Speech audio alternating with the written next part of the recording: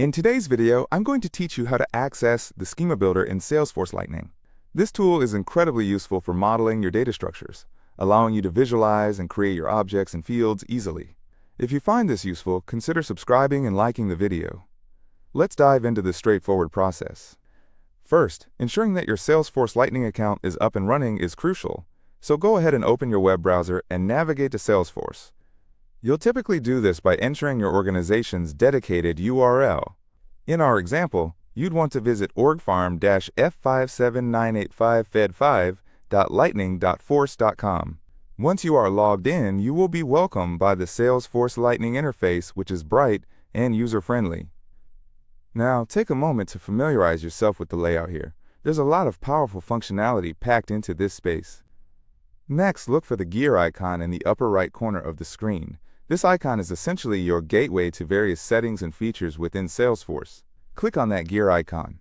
When you do, a drop-down menu will appear, which houses several options. Among those options, you should see the phrase Open Advanced Setup. Go ahead and click that. This takes you to a more detailed control panel, where you have the ability to modify a wide range of settings within your organization. Once you're in the Advanced Setup area, you'll need to use the search functionality to locate the Schema Builder. This is quite simple. There is a search bar available. Just type in Schema Builder. As you begin typing, Salesforce will start suggesting options. Click on Schema Builder or whatever similar phrase appears that indicates it's the tool you're looking for. It's worth noting that sometimes it can take a moment for the options to fully load, so just be patient with the system. Upon clicking on Schema Builder, the tool will open up in a new interface. Here, you will be able to see a visual representation of all your objects. You can easily drag and drop fields, create new object relationships, and modify the schema to fit your needs. It's a really intuitive design that makes working with data models a breeze. If you've followed along this entire time, congratulations! You've accessed the Schema Builder successfully.